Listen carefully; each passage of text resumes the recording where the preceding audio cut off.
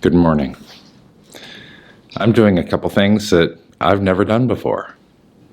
First off, I just woke up. Yes, this really is what I look like when I wake up in the morning, bathrobe and all. I don't know how my hair does this, but I'm glad it does. The second thing I'm doing is, on this channel, I don't very often talk about personal stuff. I mainly stick towards work, the fiber arts, things like that. And I thought maybe it was time to introduce y'all to a little bit of my journey. And part of that journey is coffee.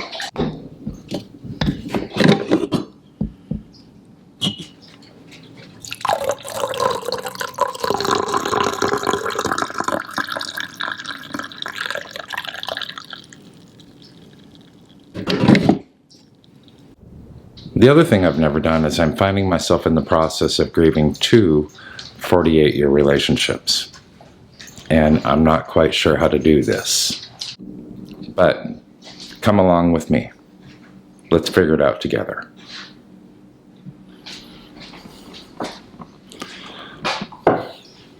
Time to get dressed. So, if you follow me on TikTok, I've given away little tidbits of what's been happening throughout the last 6 months or almost a year now. And I'll fill you in on the details a little bit better right now. In April, my mom got sick while she was at work, actually.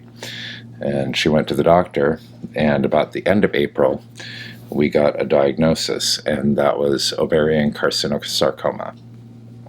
And Mom had surgery, had the tumor removed, and then less than 2 months later, the tumor had completely regrown to its full size and actually even larger.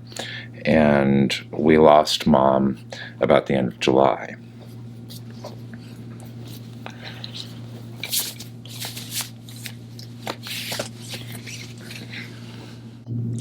And just when I was starting to be able to take a breath, and we'd gotten all of Mom's stuff done, my dad has a massive heart attack, and not even 4 months later, my dad died on Veterans Day. And the funeral was about a week ago. So talk about a 1-2 gut punch. I do have several things of both of them that can give me a little bit of comfort at this time. I've got a couple of sweaters of Mom's and a few other miscellaneous things. Things that I had kept when we cleaned out the house and got it ready for sale. Dad's, I don't have a lot yet. My stepmom hasn't been ready to go through a lot of this stuff, and we've got a lot more time than we did with Mom. And so we're going to take it slow, day by day. But I have a pair of Dad's boots, and they fit. I also was digging through my stuff, and about 30 years ago, my dad had given me his Air Force ring when he went to Desert Storm as an Army chaplain.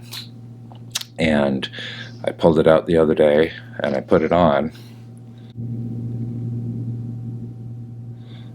and it fits. No help necessary. And so right now I'm taking it almost literally one step at a time.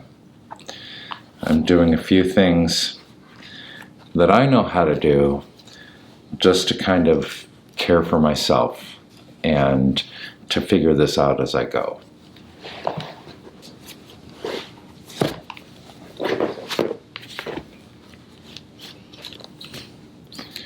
I don't know what tomorrow is going to look like, but I'm going to do my best to just focus on today. And I apologize if the video quality changed. I did have to switch out my cameras because I lost the battery on the other one. Should have planned a little bit further ahead.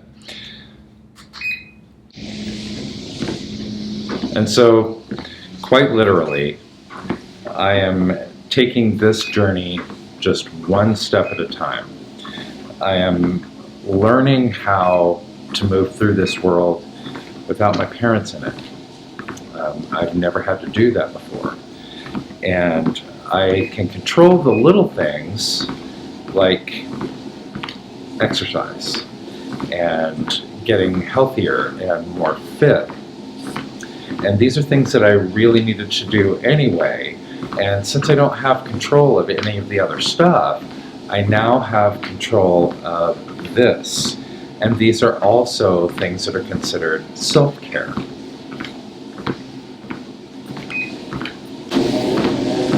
So the more that I can care for myself, the easier I can get through some of these days. It's just these little steps, quite literally and figuratively. Showering, brushing your teeth, getting dressed in actual clothes versus sweatpants and a t-shirt. Remembering your hobbies, eating good food. These are all things that are really important when you're walking on this journey of grief. Now, I'm no expert on this, and I don't have all the answers, but maybe I have a few, and maybe some of these answers can help you too.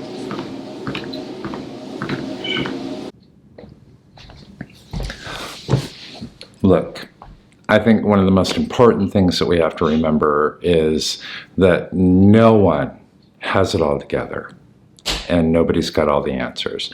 I mean, least of all, a lot of us YouTube creators or social media content creators, what you see is an edited version of who we are.